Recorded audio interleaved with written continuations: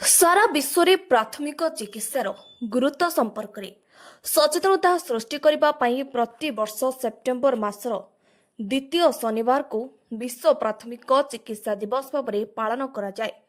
चलित वर्ष अर्थात 2025 मसीह यह दिवस सेप्टेम्बर 13 तारिख में पड़ुवा बेले नयागढ़ जिला गणिया श्री श्री रघुनाथ जीव डिग्री महाविद्यालय पक्षर एक व्यापक सचेतनता कार्यक्रम आयोजन कर कार्यक्रम में महाविद्यालय अध्यक्ष लक्ष्मीकांत पंड्या, पूर्वतन अध्यक्ष अखिल कुमार होता, अध्यापक अशोक कुमार मिश्र, प्रोग्राम अधिकारी राकेश कुमार बराड़, छात्र छात्री एवं कर्मचारी को प्राथमिक चिकित्सार मूलमंत्र संपर्क में तालीम दि जाइथिला। प्राथमिक चिकित्सा केवल डाक्तरी क्षेत्र में कर्मचारी नुहे बरं समाज प्रत्येक नागरिकों अत्यंत आवश्यक बोली एही अवसर में मत प्रकाश पाइथिला।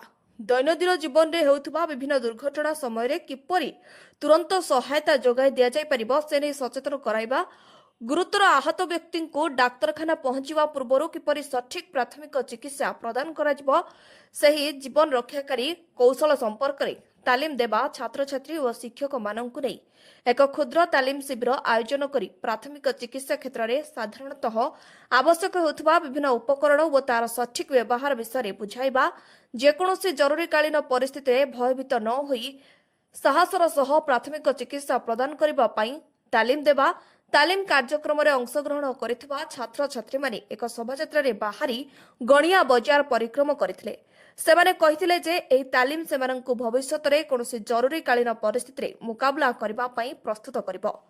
समाज रे अन्यमानंकु साहस करबा पई साहाय्य करबा पई सेमाने आत्मविश्वासर सह आगको बाहरिबे। श्री श्री रघुनाथ जीव डिग्री महाविद्यालय रे एभली सचेतनतामूलक कार्यक्रम को आगको मध्य जारी रखिबो बोली अध्यक्ष प्रतिश्रुति दैछन्ति।